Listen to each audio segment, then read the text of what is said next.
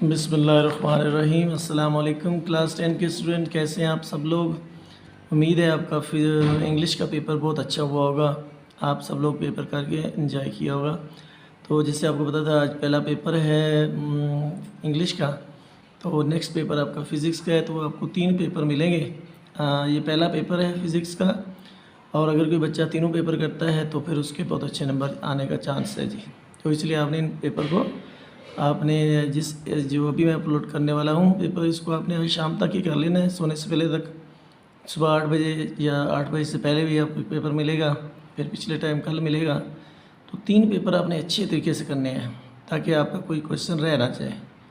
तो पहला question as usual है जी, चूज़ द करेक्ट आंसर्स, यानी MCQs।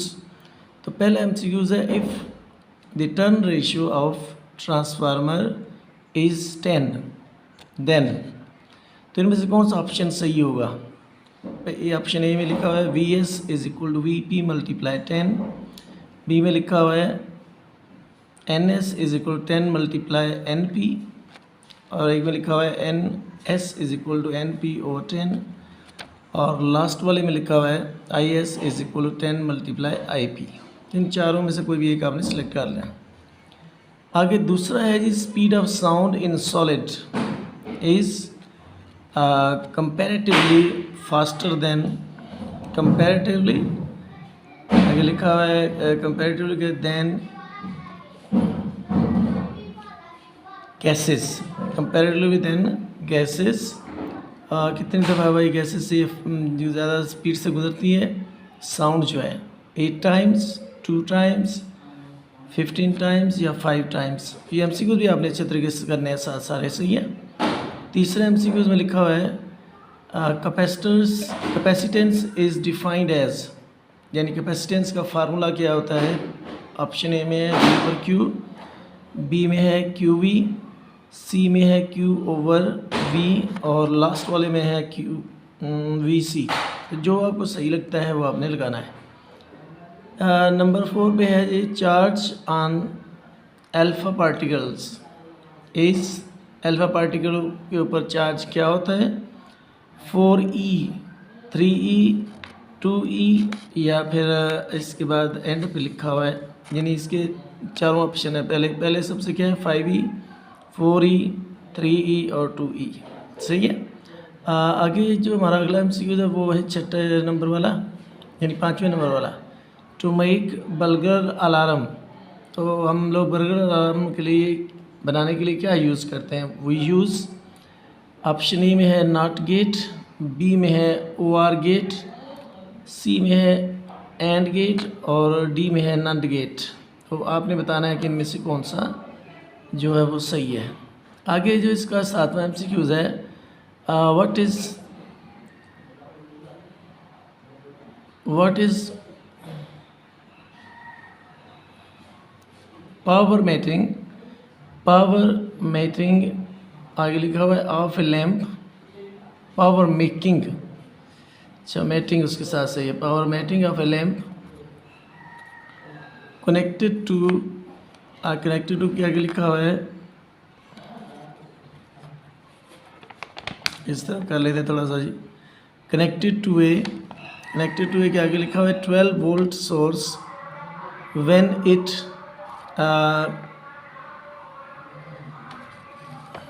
Carries 2.5 ampere. 2.5 एम्पियर का मतलब होता है करंट को कैरी कर रहा है और वोल्टेज दिया हुआ है। आगे 7वें MCQ में कहता है the type of A image form by convex lens. तो कन्वेक्स लेंस से किस तरह की इमेज जो है वो स्क्रीन के ऊपर बनती है, यानी जो भी स्क्रीन आप इमेज देखते हैं उस कन्वेक्स लेंस से कैसी बनती है। 4 ऑप्शन इसके भी होंगे ज़ाहिर है, inverted and virtual, upright and virtual. तीसरे ऑप्शन में कहता है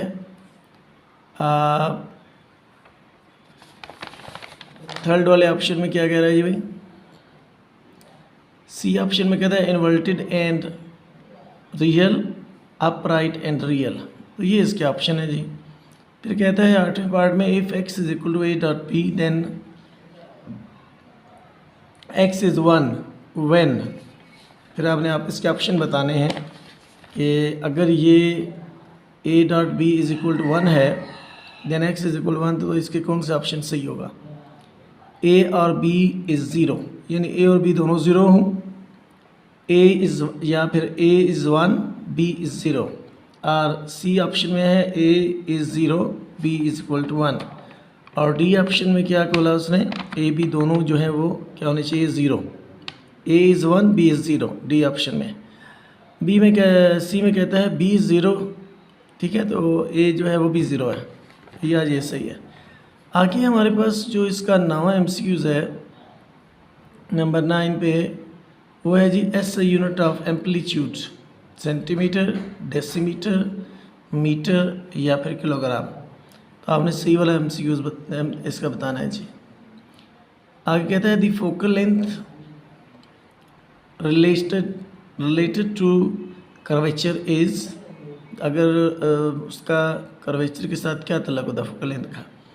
कर्वेचर का मतलब होता है रेडियस, सही है, जो लेंथ ऑफ कर्वेचर उसका मतलब उसकी बात करें तो r/4, r/3, r/2 या फिर r/ क्या है दिया हुआ 5। तो आपने बताना है कि इनमें से कौन से वाला जो ऑप्शन है वो सही है। तो ये तो था इसके एमसीक्यूज़, और अब हमने देखना है जी इसमें हमारे पास r/10 लिखा हुआ है एंड पे, तो ये एमसीक्यूज़ हैं। अब आते हैं जो नेक्स्ट इन्हीं शॉर्ट क्वेश्चन की तरफ आते हैं। तो पहला जो शॉर्ट क्वेश्चन है उसमें ये लिखा ऊपर कि,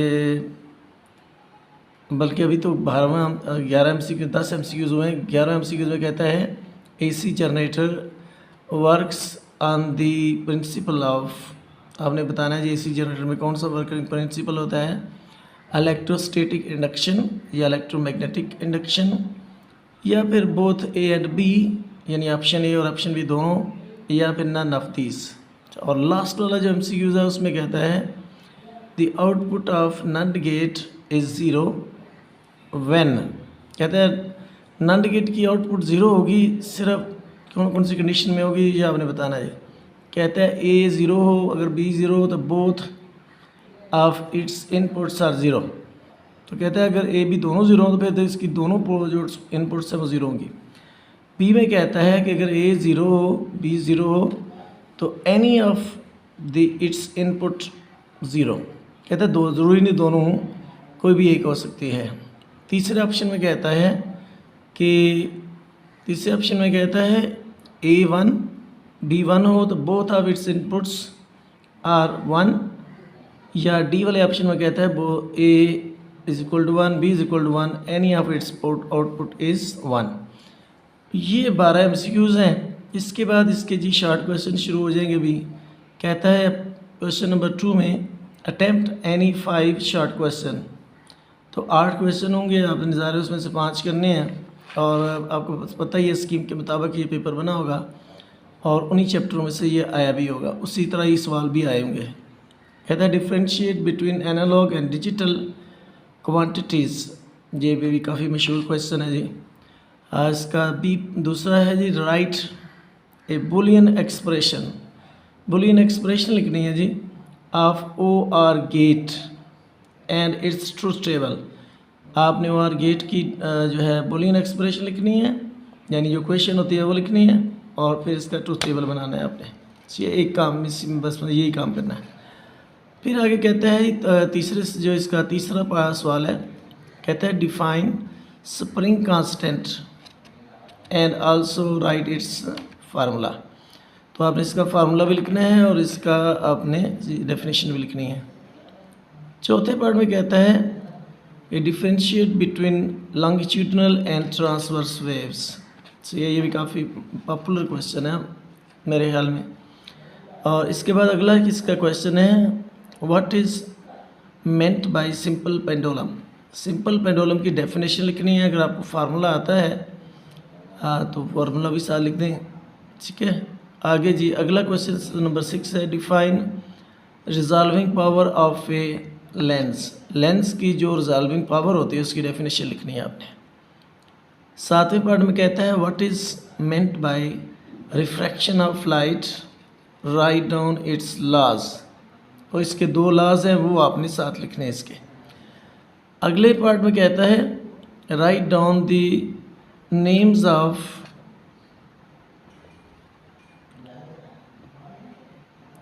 डिजीज़ ऑफ आई, ठीक है, इसकी रीज़न, और आपने लिख रहे हैं रीज़न के बाद इसकी क्या है करेक्शन। नाम लिख के ना आपने सिर्फ की रीज़न बतानी है और इसे करेक्शन लिखने हैं।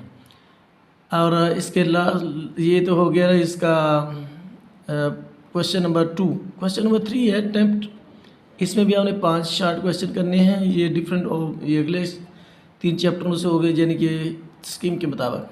पहला क्वेश्चन शार्ट क्वेश्चन है डिफाइन सोनार। दूसरा है व्हाट इज़ मेंट बाय, आगे लिखा है नाइस एंड म्यूजिकल साउंड। सही है, नाइस और म्यूजिकल साउंड में क्या फ़र्क होता है जी। आगे तीसरा क्वेश्चन है differentiate between pitch and quality. ये भी काफ़ी पॉपुलर होगा।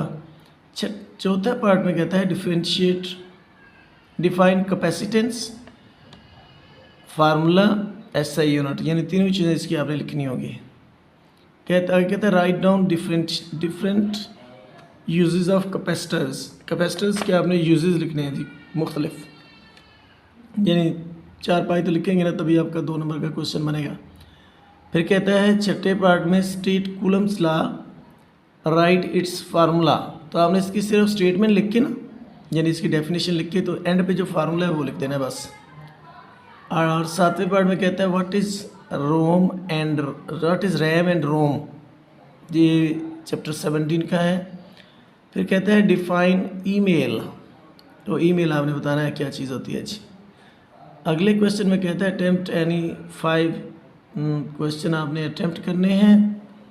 और इसमें पहले में कहता है जो क्वेश्चन है differentiate between AC and DC. AC का मतलब है अल्टरनेटिंग करंट और डायरेक्ट करंट में क्या फ़र्क होता है। आगे कहते हैं जी नंबर 2 में कहता है define EMF, right it's SI unit and formula. और इसका तीसरे सवाल में कहता है what is meant bye ohmic and non ohmic materials, यानी ओहमिक और नॉन ओहमिक मटेरियल्स कौन से होते हैं। तो ये इसका क्वेश्चन नंबर था 3। अब इसके क्वेश्चन नंबर 4 की तरफ चलते हैं।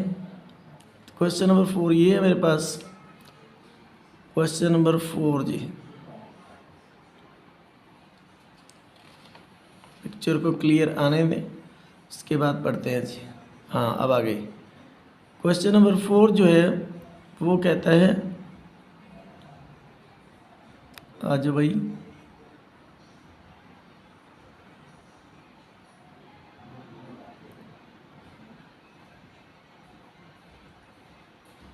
हाँ जी, कहता है इसमें कहता है चौथे क्वेश्चन में, ठीक है, state right and rule. Right and rule को आपने इसकी डेफिनेशन लिखनी है। और 5वें में कहता है what is meant bye solenoid. हाँ ये भी चैप्टर 15 का ये क्वेश्चन है। फिर कहता है define mutual induction. Mutual induction की डेफिनेशन आनी चाहिए, वो लिखनी है आपने। फिर कहता है जी 7वें पार्ट में कहता है what is meant by ionisation. Ionisation की डेफिनेशन लिखनी है। ये चैप्टर 18 से लगता है, चैप्टर 18 का ही होगा। और एंड वाला क्वेश्चन है इस शार्ट क्वेश्चन का डिफाइन कॉस्मिक रेडिएशन। ये भी इसकी डेफिनेशन आपको ज़रूर आनी चाहिए। ये तो थे जी शार्ट क्वेश्चनों के क्वेश्चन। और आगे है जी कहता है अटेम्प्ट एनी 2 लॉन्ग क्वेश्चन। सही है, 2 लॉन्ग क्वेश्चन हर एक 9 नंबर का होगा, न्यूमेरिकल 5 नंबर का और थ्योरी 4 नंबर की।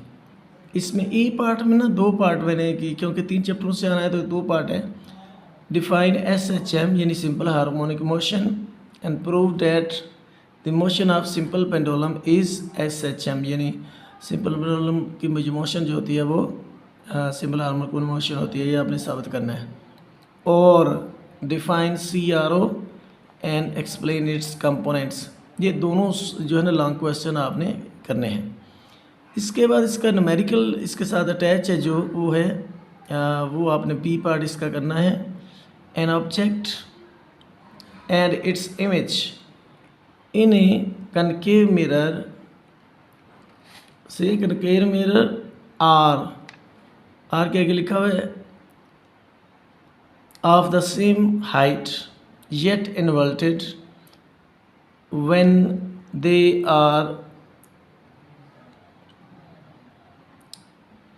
the object is 20 centimeter ये आ गया 20 centimeter from the mirror, what is focal length of the mirror।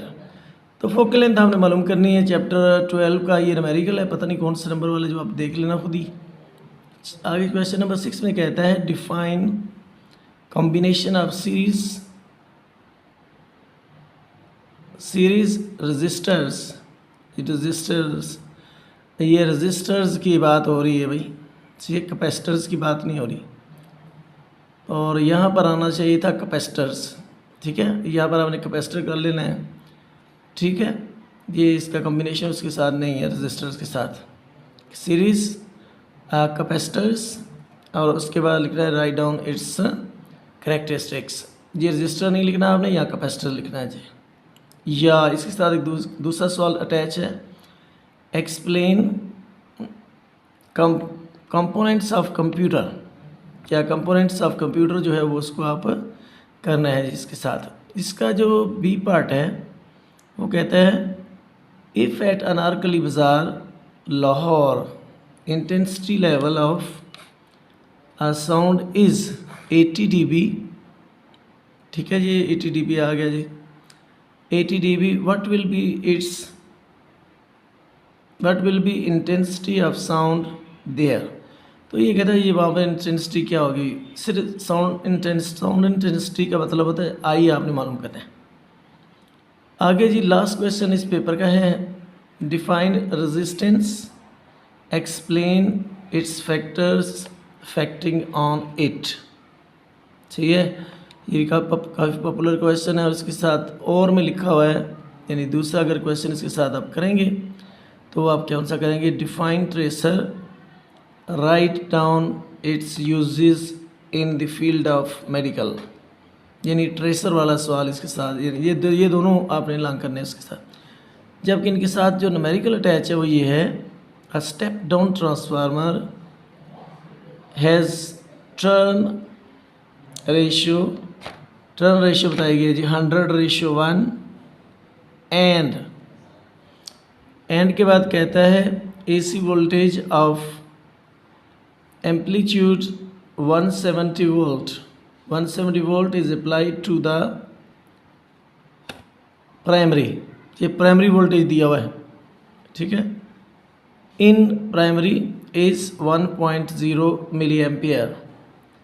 What is the current in the secondary, यानी सेकेंडरी में जो करंट बनता है वो आपने बताना है। तो ये तो था बेटा पेपर सबका। अभी आपने इस पेपर को यानी कि जब आप फारग होंगे, जब वीडियो अपलोड होती है, आज ही आपने ये सारे सवाल करके याद तो सोना है। मोस्टली बच्चों को आते होंगे, और जिन बच्चों को नहीं आते उन्हें ज़रूर याद करने हैं। सुबह फिर आपको इंशाल्लाह नेक्स्ट पेपर मिलेगा, और 3 पेपर आपको मिलेंगे, और तीनों में से फिर पेपर आपका बन जाएगा। Thank you so much for watching. आप किसी भी बोर्ड से तल्लुक़ रखते हो, आप अगर पेपर करते हैं तो आपको इंशाल्लाह ताला अच्छा रिज़ल्ट आएगा जी। Thank you so much for watching, keep watching जी। और सब्सक्राइब भी कर दिया करो, लाइक भी कर दिया करो। जब आप देख रहे होते हैं लाइक भी कर दिया करें। Thank you so much.